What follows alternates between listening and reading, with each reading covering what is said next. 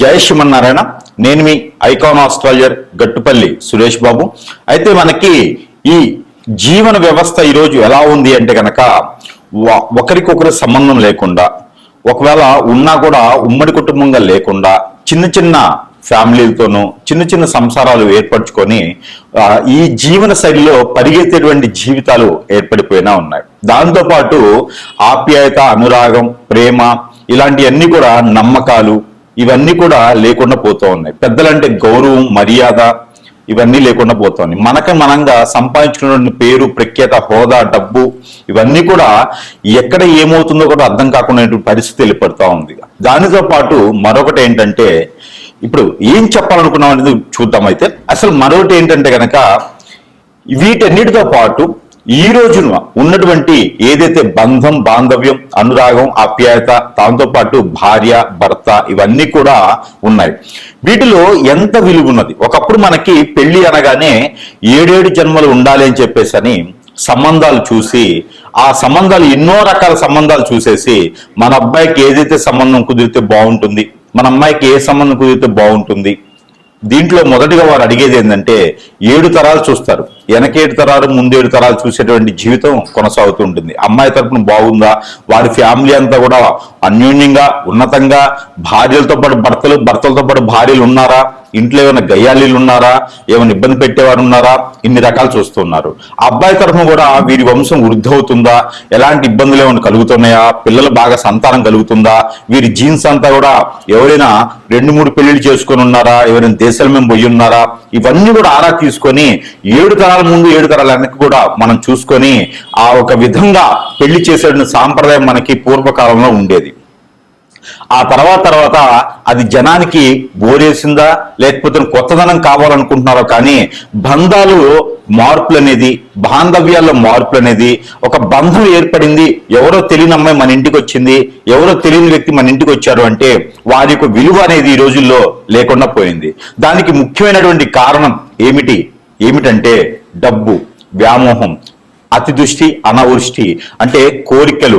అంటే ఇప్పుడు పేరెంట్స్కి కావచ్చు, పిల్లలకు కావచ్చు, వారు చదివినటువంటి చదువులకి తగ్గోడు రావాలని, ఇంకా మా అమ్మాయి చిన్నది, మా అబ్బాయి చిన్నదని, ఇలాగా ఆస్తులు బాగా ఉండాలని, టుంగుటుయాల్లో ఊపాలని, అలాగా ఇంకా విదేశాల్లో స్థిరంగా ఉండాలి అని, ఇలాగ వారికి ఒక్కొక్క రకమైనటువంటి కోరికల వలన ఈ పిల్లల్లోనూ ఉన్నటువంటి అన్ని కోరికలు అణచడం అనేది పెద్ద సమస్య. అయితే కొంతమందిలో ఉండలేక ఈ పిల్లలు కూడా ఎవరైనా బాగుండి పిల్లలకి తెలియదు కాబట్టి కళ్ళకి నచ్చిన వారిని చేసుకోవటమా, మోహించడమా, లేకుంటే గనక ప్రేమించడమా చేసి పెళ్లిళ్ళు చేసుకునే విధానానికి మన జీవన శైలి మొదలైంది.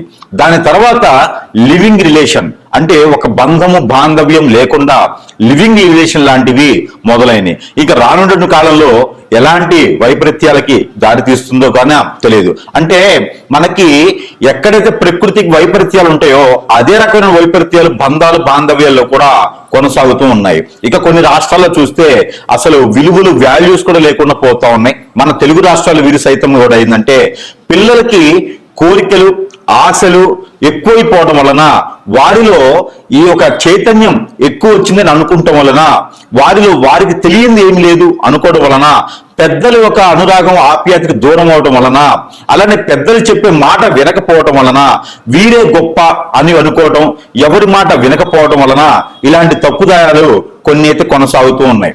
దాంట్లో ముఖ్యంగా రెండో పెళ్లి, అంటే అసలు రెండో పెళ్లి అని చెప్పడానికి కూడా లేదు.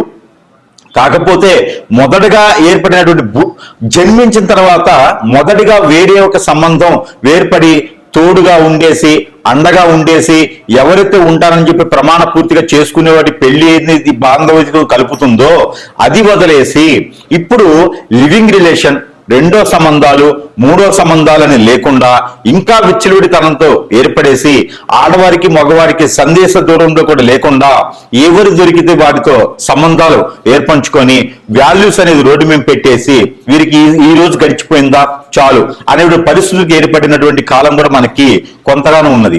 ఇవైతే దాని గురించి ఒకసారి మనం చూసినట్టయితే గనక, దాంట్లో మనం మొదటి పెళ్లి అనేది చేసుకున్న తర్వాత ఆ ఒక వైపరీత్యాలు వచ్చి భార్యలో తప్ప, భర్తలో తప్ప, పెద్దలో తప్ప, పిల్లలో తప్ప జరిగిపోవడం వలన దాని తర్వాత ఏర్పడేటువంటి సంబంధాలని రెండనే అంటాం మన దౌర్భాగ్యానికి. ఆ తర్వాత ఎన్నున్నా మనం రెండు కింద భాగిస్తాల్సి వస్తుంది, ఎందుకంటే మొదటిది చెడిపోద్ది కాబట్టి. అలానే ఎవరి జాతకంలోనైనా అసలు రెండో పెళ్లి అనే దానికి ఎలా ఏర్పడుతుంది, కొంత చైతన్యం రావడం కోసమైనా మనం ఒక్కసారి పరిశీలిద్దాం. దీంట్లో ముఖ్యంగా అసలు రెండో పెళ్లి అనేది ఎలాంటి జాతకులకి, రెండో పెళ్లి అనేది ఏ జాతకంలో ఎలాంటి నక్షత్రము ఎలాంటి గ్రహము ఏ స్థానంలో ఉండడం వల్ల రెండో పెళ్లి వ్యామోహం కానీ, రెండో పెళ్లి అవకాశం కానీ, రెండో పెళ్లి చేసుకునేటువంటి విధానం కానీ కనిపెడుతుంది. అసలు రెండో పెళ్లి లేకుండా రిలేషన్షిప్ ఏమైనా ఉన్నాయా, ఎలా కనిపెట్టొచ్చు, ఎలా గమనించవచ్చు, వీరిని మనం ఎలా పసిగట్టొచ్చు, ఎలా అరికట్టొచ్చు, దీనికి పరిష్కార మార్గం ఏంది ఒకసారి మనం గమనిస్తే గనక ఆ విషయంగా మనం రాసుల పరంగా ఇప్పుడు ద్వాదశ రాసుల్లో ఏ రాశి వారికి ఎలా ఎలా స్థానాల్లో ఉంటే రెండో పెళ్లి జరుగుతుంది, వారికి విజ్ఞాన నిమిజ్ఞాలు ఏంటి, వారి యొక్క పరిహార మార్గాలు ఏంటి, ఇవి ఒకసారి మనం పరిశీలిద్దాం. ద్వాదశ రాశుల్లో ఒకటి మిథున రాశి. మిథున రాశి వారికి అదృష్టం ఎలా ఉంటుంది అంటే గనక వీరిని అట్రాక్ట్ చేసేటువంటి తత్వం అయితే ఎక్కువగానే ఉంటుంది. కానీ వీరు ఎక్కడుండాలి, ఎంతవరకు ఉండాలి అనేది వారికి మాత్రమే తెలుసుకునే విధంగా ఉంటుంది. అది వీటి వాళ్ళకి అర్థం కాదు. కాబట్టి భార్య అయినా భర్త అయినా మిథున రాశిలో ఉన్నారు అంటే వారితో చాలా నేర్పురితనంగా, చాలా నైపుణ్యంగా, చాలా జాగ్రత్తగా వ్యవహరించాలి. ఎందుకంటే వారు బయటికి కనిపించేటువంటి విధంగా ఉండరు. దానికి తగ్గట్టుగా గోచార ప్రకారంలో కనుక మీకు దాంట్లో 6వ స్థానంలో కనుక రవి కానీ, 6వ స్థానంలో బుధుడు గురువు కానీ, లేదా 9వ స్థానంలో గురువు శని కానీ ఉన్నారా అంటే ఇక చేసుకున్న వారైతే ఖచ్చితంగా లొంగి ఉండాల్సిందే. ఎందుకంటేనేమో వారి మీద గురుదశ కానీ శని బలం కానీ ఎక్కువగా ఉంటుంది.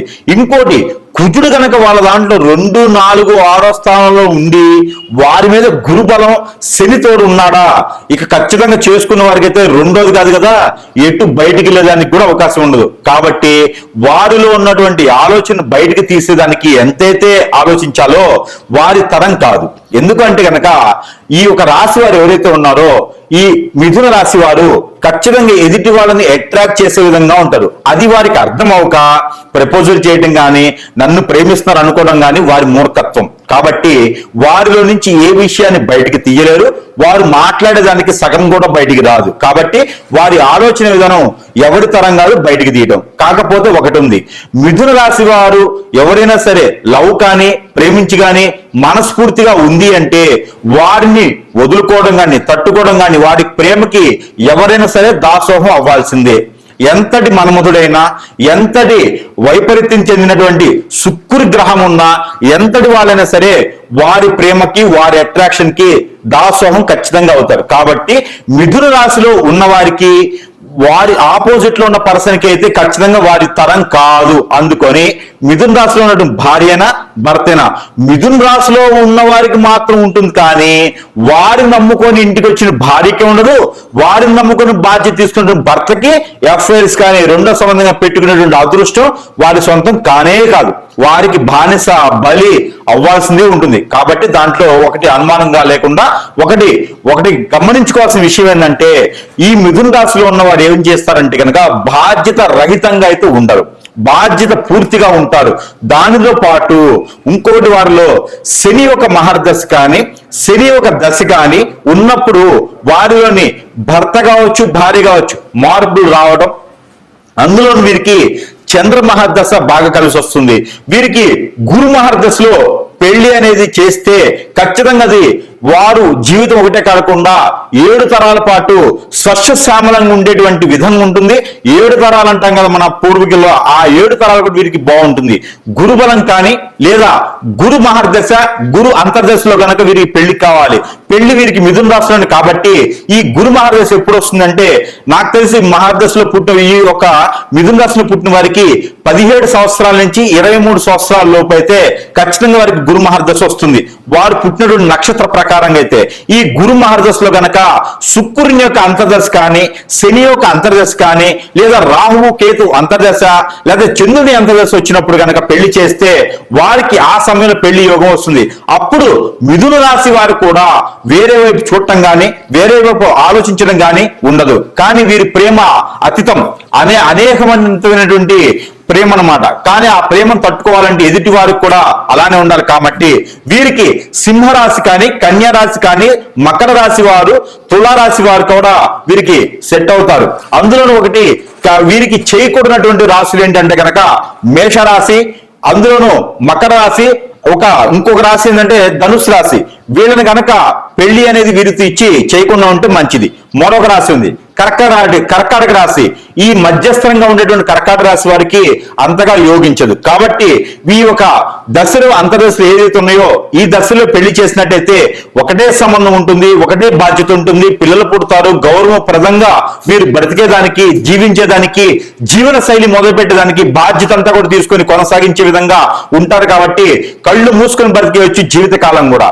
లేదు కాదు అనుకొని ఎఫ్ఐఆర్స్ పెట్టుకోవాలంటే ఇక వీరి తర్వాత కాదు. కాబట్టి ఇంకా వారు వీరిచ్చేటువంటి బాధ్యత, వీరి చేసేటువంటి పనుల మీద ఆధారపడి ఉంటుంది. అలా కాదు, ఇంకా అలా ఉన్నా కూడా ఏదో గ్రహాలు మమ్మల్ని శోధిస్తున్నాయి, మన భార్య భర్తల్లో సంకేత భావం లేదు, అలానే కంఫర్టబిలిటీ సరిగ్గా లేకుండా మా పేరెంట్స్ డబ్బు కోసమో, ఆస్తి కోసమో, పదవి కోసమో, పేరు కోసమో, జాబ్ కోసమో, విదేశాల్లో ఉండాలని కోసమో పెళ్లి చేసేసారు, మాకేమో ఇద్దరికి సెట్ అవ్వట్లేదు, నా ప్రేమని పొందలేకపోతున్నారు అనుకుని ఎవరైనా ఉంటే కనుక మిథున రాశి వారు చేసుకున్న వారికి అయితే అదృష్టం లేదు. కాబట్టి ఆ మిథున రాశి వారికి ఉంది కాబట్టి వారు ఏదైనా వెసులుబాటు చేసుకోవచ్చు. అలా ఉంది కాబట్టి వెసులుబాటు చేసుకునేదానికి అవకాశాలు అయితే కనిపిస్తా ఉన్నాయి. ఇంకా అలా కాదు, భార్య దూరం అయితే బతకలేకపోతున్నాను, నాకు కావాల్సిందని చెప్పేసి మిథున రాశి వారు ఎవరైనా ఉంటే ఈ పరిహారాలు చేసుకోవచ్చు. భర్త దూరం అవుతున్నారండి, పిల్లలు ఉన్నారు, నాకు ఆయన తప్పితే నాకు వేరే లోకం లేదు, నాకు అతనే కావాలని చెప్పేసి భార్య ఎవరైనా ఉంటే, లేదు దరిద్రులు వెళ్ళిపోయారు, నా జీవితం ఇంతే ఉంటుందంటే రెమెడీస్ మీరు చేయకండి. లేదు నాకు కావాలనుకుంటే కనుక ఖచ్చితంగా ఈ స్కూలింగ్ లో ఉండేటువంటి రెమెడీస్ మీరు పాటించండి.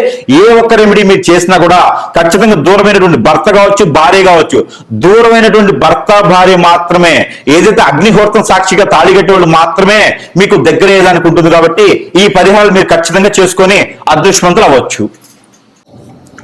అయితే మనకి ఏదైతే పరిహారాలు ఉన్నాయో ఈ రాశి వారు కనుక ఈ పరిహారం చేసుకున్నట్లయితే ఖచ్చితంగా ఏదైతే భర్త దూరమవుతున్నాడు అనేటువంటి భారం తగ్గేటువంటి దానికి సపోర్ట్ ఉంటుంది. అలానే భార్య దూరం అవుతుంది, పిల్లలు ఒంటరైపోతున్నారు అనుకున్న వారికి అయితే ఖచ్చితంగా ఈ పరిహారం పనికొస్తుందని అయితే నేను అనుకుంటున్నాను. అయితే ఏం చేయాలంటే కనుక మీ భార్యది కావచ్చు, భర్తది కావచ్చు, పేరు సపోజ్ ఎంతైతే పేరు ఉంటుందో దాన్ని ఇంగ్లీష్ లెటర్స్ లో మీరు చూసుకోండి. సపోజ్ ఒక పేరు ఉంది, మాధవి ఉందనుకోండి, ఇంగ్లీష్ లెటర్స్ లో చూసుకోండి, MA. అలా తీసుకున్నటువంటి పేరు ఏదైతే ఉందో మీకు తామర గింజలు దొరుకుతాయి, ఈ లోటస్ సీడ్ అంటారు. ఈ తామర గింజలు తెచ్చుకొని మీ వైఫ్ పేరులో ఎన్నైతే లెటర్స్ ఉన్నాయో, లేదా మీ ఒక హస్బెండ్ పేరులో ఎన్నైతే లెటర్స్ ఉన్నాయో ఆ లెటర్స్ కి 7 గింజలు ఎక్స్ట్రా కావాలి, 7 సీడ్స్ ఎక్స్ట్రా కావాలి. ఆ తీసుకున్నటువంటి దాంట్లో మీరు 11 డేస్ అంటే డే 1 నుంచి 11 డేస్ వరకు కూడా ఈ సీడ్ మీద తనకి ఒక్కొక్క గింజ మీద ఒక్కొక్క లెటర్ రాయండి. రాసేసి దాంట్లో ఆముదమో, కిరోసినో, పెట్రోలో, డీజిలో, లేకపోతే గనక నువ్వుల నూనె, కోకోనట్ ఆయిల్ వీటిల్లో తడపండి, ఒక పేపర్లో పెట్టి తడిపేసేయండి. ఇది మీరు ఇంట్లో చేస్తే ఈ చేతికి మట్టి అంటుకుంటుంది, అంటే చేతికి ఈ పొగ గాని మంట గాని అంటుకుంటుంది. ఎక్కడైనా దూరంగా చేసే ప్రయత్నం చేయండి. ఇంట్లో ఇవి ఏం చేయాలంటే ఒక్కొక్క లెటర్ మీద ఒక్కొక్క పేరు రాసిన తర్వాత అవన్నీ కూడా ఒక 7 గింజలు ఎక్స్ట్రా తీసుకొని ఒక పార్సల్ చేసి దాంట్లో ఈ ఆయిల్ వేసి కనుక కాల్చివేయండి. ఇది ఉదయం సాయంత్రం సమయంలో చేయొచ్చు. రోజుకొక్కసారి చేసినా కూడా తను వేరే వాళ్ళకెళ్ళి చూడకుండా, తను వేరే లైఫ్ కి వెళ్లకుండా, తను వేరే పెళ్లి వేరే స్త్రీ వైపు చూడకుండా కూడా మీకు సానుకూలమైనటువంటి వాతావరణం కనబడుతుంది. మరొకటి ఏంటంటే కనుక ఇలా చేస్తూ 11 రోజులు దానితో పాటు తన యొక్క ఫోటో ఏదైతే ఫోటో ఉంటుందో దాన్ని A4 సైజులో 4 సైజ్ అంటే 4/6 అనేటువంటి సైజు ఉన్నటువంటి ఫోటో ఏదైతే ఉంటుందో ఆ ఫోటో కింద 4 నిమ్మకాయలు పెట్టండి. ఒక్కొక్క మూలన ఒక్కొక్క నిమ్మకాయ పెట్టాలి. స్త్రీ అయినా పురుషుడైనా, భార్య అయినా భర్త అయినా, ఎవరైతే దూరం అయితే తట్టుకోలేకపోతున్నారో వారు చేయవచ్చు. అయితే ఈ యొక్క 4 నిమ్మకాయలు అనేది ఫోటో కింద పెట్టాలి. ఆ ఫోటో పై వైపున గుండు సూది గుచ్చాలి. ఎలాగా? ఫోటోకి నిమ్మకాయకి మధ్యన పైన గుండు సూది గుచ్చాలి. మన మంచానికి కోళ్ళులాగా ఉండేటువంటిది నిమ్మకాయలు, పైన ఉండేటువంటిది మంచము, తర్వాత ఫోటోకి అలా గుచ్చితే సేల్ లాగా గుండి సూది గుచ్చండి. ఆ గుచ్చిన దానిపైన పసుపు, గంధము, కుంకుమ ఈ 3 కూడా కలగలిపి దాంట్లో పొడి చున్నం అని దొరుకుతుంది. ఆ చున్నం కూడా దాంట్లో కలపండి. కలిపిన తర్వాత మీకు అత్తిపత్తి ఆకు అని ఉంటుంది, లేదా టచ్ మీ నాట్ అంటారు, ఆ ఆకు పౌడర్ కూడా కలపాలి. ఆ మిశ్రమం అంటే ఒక్కొక్క టీ స్పూన్ కలుపుకోండి. కలుపుకున్న తర్వాత మీకు ఒక చిన్న మంత్రం ఉంటుంది. అది ఎవరికి వాళ్ళకి చెప్పేదానికి కాదు, స్క్రోలింగ్ మీద కనిపించే నెంబర్కి ఫోన్ చేస్తే ఆ నెంబర్ అనేది చెప్తాము. ఆ మంత్రం అనేది చెప్పడానికి ఉంటుంది. అయితే ఈ యొక్క ఫోటో మీద ప్రతిరోజు కూడా ఏ రూములో అయినా ఏ గదిలో చేసుకోవచ్చు, వాష్రూమ్ తప్పితే. మనం పడుకునే పోయే ముందు నేను ఇచ్చేటువంటి మంత్రాన్ని ఒక 713 సార్లు 719 సార్లు మీ పేరుని బట్టి చదవడం అనేది ఉంటుంది. ఆ మంత్రం చదివిన తర్వాత నేను చెప్పినటువంటి ఇంగ్రీడియంట్స్ కలిపినటువంటి పౌడర్ ని ఆ ఫోటో మీద చల్లాలి 21 రోజున. ఇలా చేసినట్టయితే కనుక భర్త దూరమైన వారు దగ్గరికి రావడం, ఆ ఉన్నటువంటి రిలేషన్స్ కావచ్చు, సెకండ్ మ్యారేజ్, థర్డ్ మ్యారేజెస్ కావచ్చు, ఇవన్నీ కూడా వెళ్ళిపోయేసి దగ్గర అవ్వడం.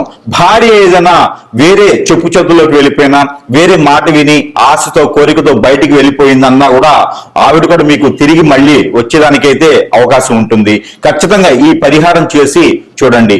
మరొక పరిహారం, అలానే భార్యాభర్తలు దూరమైనంత వలన మీకు చిన్న చిన్న పరిహారాలతో కూడా వాడు దగ్గరయ్యేదానికి అవకాశాలు. అలానే భార్యన భర్త అయిన రెండో పెళ్లి వైపు వెళ్లకుండా ఏ బాధ వచ్చినా ఏ బంధం వచ్చినా కట్టుబడి బాధ్యత ప్రకారంగా ఉండేలాగా ఉండాలి అనుకుంటే గనక ఖచ్చితంగా ఈ యొక్క పరిహారం చేసినట్టయితే ఖచ్చితంగా మీకు అదృష్టం అనేది ఉండొచ్చు. అది ఏమిటంటే కనుక మనకి కాటన్ సీడ్ అంటారు, పత్తి గింజలు.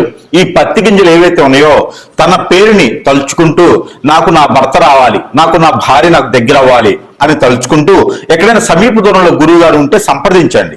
వారు ఏదైనా పరిహారం చేస్తే చేయండి. లేదు అంటే గనక ఈ రకమైనటువంటి పరిహారం ఖచ్చితంగా చేసుకుంటే మీకు 41 రోజుల్లో ఫలితం అయితే లభిస్తుంది. 41 రోజులు చేసిన తర్వాత ఫలితం రాలేదు అంటే గనక ఖచ్చితంగా వస్తుంది. మరో 15 రోజులు ఆగండి. 41 రోజు చేస్తే సరిపోతుంది. మనము ఒక అమ్మవారికి కానీ స్వామివారికి కానీ దీక్ష చేస్తే కూడా ఖచ్చితంగా దాని ప్రతిఫలం ఎన్నో సంవత్సరాలు పడుతుంది. కానీ మనసు మైండ్ మారినట్టు తర్వాత భార్య అయిన భర్త అయిన దూరం అయ్యారు అంటే అది ఇంకొక చెంతకి చేరుతున్నారని అర్థం. ఆ చెంత నుంచి మళ్ళీ మన వైపు రావాలి అంటే గనక మనలో ఉన్నటువంటి లోపాలు ఏమున్నాయో అవన్నీ కూడా మారేటువంటి ప్రయత్నం చేయాలి మొట్టమొదటిసారిగా. రెండోది, మనం ఏదైతే కాటన్ సీడ్ అంటే పత్తి గింజలు ఏవైతే ఉంటాయో ఈ పత్తి గింజలు తీసుకొని రోజుకి ఒక 11 చొప్పున చేతిలో పెట్టుకొని ఏదైతే మీ హస్బెండ్ కావచ్చు వైఫ్ కావచ్చు పేరుందో అంటే వెళ్ళిపోయినటువంటి వారి పేరు తీసుకొని 236 సార్లు పఠన చేయండి. నా వైఫ్ నా దగ్గరికి రావాలి, మా వైఫ్ పేరు ఇది, మా దగ్గరికి రావాలని చెప్పేసి పఠన చేసుకొని ఆ పత్తి గింజల్ని మీరు ఒక పేపర్లో కట్టేసి కాల్చి వేసేసేయండి. ఏ రోజుకి ఆ రోజు ఈ పని చేయాలి. మరొకటి, తెల్ల ఆవాలు అని దొరుకుతాయి.